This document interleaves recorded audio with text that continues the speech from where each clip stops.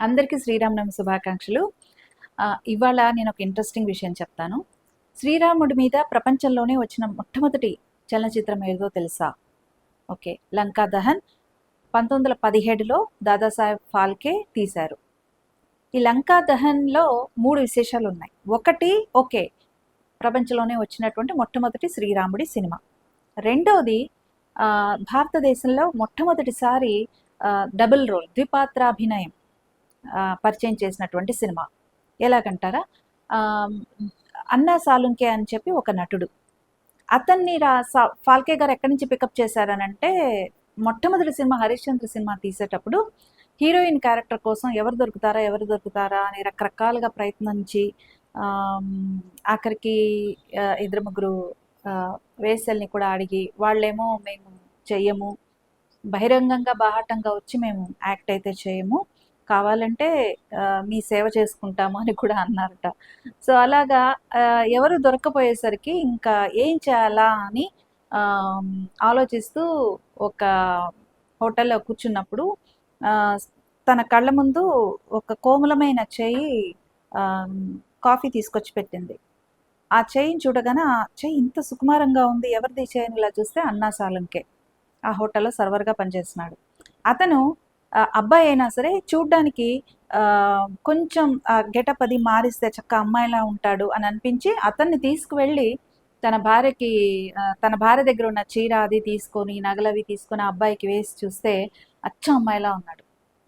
జుట్టు కొంచెం ఇక్కడ కొద్దిగా జుట్టు మాత్రం కొద్దిగా మేనేజ్ చేయాలి. అలా అతను హీరోయిన్ అయ్యాడు. సో ఇప్పుడు 'లంకా దహన్' సినిమాలో రాముడి వేషము అతనే, అన్నా సాలుంకే, సీతాదేవి వేషం కూడా అతనే. సీతమ్మ వార్ల రాముల వార్ల 2 పాత్రల్లోనూ అతనే నటించాడు. ఆ విధంగా అది భారతదేశంలో మొట్టమొదటి ద్విపాత్రాభినయం సినిమా అయింది. ఇంకా మూడో విశేషం ఏంటంటే, దాదాసాహెబ్ ఫాల్కే గారికి లంకా దహన్ వరకు, లంకా దహన్ అనేది ఈ సినిమాలో క్లైమాక్స్ అండ్ ఇది సైలెంట్ ఫీచర్ ఫిలిం. సో ఒక సైలెంట్ మూవీలో లంకా దహనం సన్నివేశాన్ని ఎఫెక్టివ్గా చూపించాలంటే ఏం చేయాలి అని రకరకాలుగా ఆలోచించారు.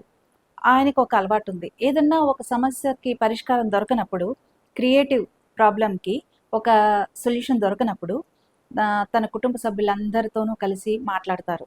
అలా ఆయన ఒకరోజు నాసిక్లోని తన బంగ్లాలో అందరినీ సమావేశపరిచాడు. ఒక ఆదివారం నాడు, ఇదిరా సమస్య, లంకా దహనం సన్నివేశం నేను చిత్రీకరించాలి, దీన్ని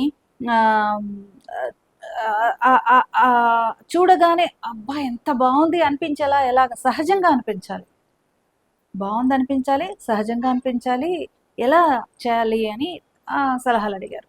అడిగితే ఒకళ్ళిద్దరేమో ఒక పని చేద్దాం అన్నయ్య గారు, ఒక పని చేద్దాం, లంకా దహనానికి సన్నివేశానికి సంబంధించి చిత్రలేఖనాలు వేయిద్దాం, వాటి మీద షూట్ చేద్దామని ఒకళ్ళు, ఇంకొకళ్ళేమో మనం జనాల హావభావాల మీద ఆ లంకా దహనం తాలూకు ఎఫెక్ట్ని ఎక్స్ప్రెషన్స్గా తీద్దాము, అప్పుడు మన లంకా దహనం చూపెట్టక్కర్లేదు, జనాలు హాహాకారాలు చేస్తూ భయభ్రాంతులు అవుతూ అలా చూస్తూ అటు నుంచి అటు పరిగెడుతూ రాక్షసుల హాహాకారాలు, ఇలాంటివన్నీ మనం ట్రై చేద్దామని ఒకళ్ళన్నారు.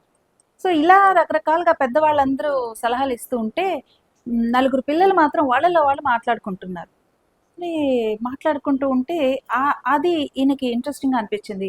పెద్దవాళ్ళని ఒకవైపు, అరే మీరు ఆగండి, వాళ్ళు ఏదో మాట్లాడుకుంటున్నారు చూద్దామని. ఏంటి ఆ నలుగురు పిల్లలు, ఇద్దరు తన పిల్లలు కూడా ఉన్నారు. ఏం మాట్లాడుకుంటున్నారా మీరే, ఏం చెప్పండి అని అంటే, అప్పుడు ఆ పిల్లలు అన్నారట, పెదనాన్న లంకా దహనం నిజంగానే లంకని దహనం చేసేయచ్చు కదా అన్నారట. అనగానే ఆ ఆలోచన ఆయనకు నచ్చి వెంటనే తన ఇంటి ఆవరణలోనే చాలా విశాలమైన ప్రాంగణం ఉంది, ఆ ప్రాంగణంలోనే ఒక మినీ లంకని ఆయన సృష్టించారు. ఒక మినీ లంకని సృష్టించి, అంటే పురాణాల్లో ఉన్న రెఫరెన్స్లు అవి తీసుకొని వాటి ద్వారా ఒక మినీ లంకని అట్టముక్కలతో వాటితో అప్పుడు ఉన్న మెటీరియల్తో నిర్మించి దాన్ని నిజంగానే తగలబెట్టారు. సో దీంట్లో ఉన్న మూడో విశేషం ఏంటంటే, లంకా దహన్ అనే సినిమాలో మొట్టమొదటిసారిగా భారతీయ చలనచిత్ర చరిత్రలో ఒక సెట్ని నిర్మించారు, ఆ సెట్ని తగలబెట్టారు. బాగుంది కదా. ఆ సైలెంట్ ఫిలిం ఎక్కడైనా దొరికితే మనం తప్పకుండా వచ్చి మన ఆర్కీవ్స్లో ఉండే ఉంటుంది. I really enjoyed it when I read it. I hope you also enjoyed.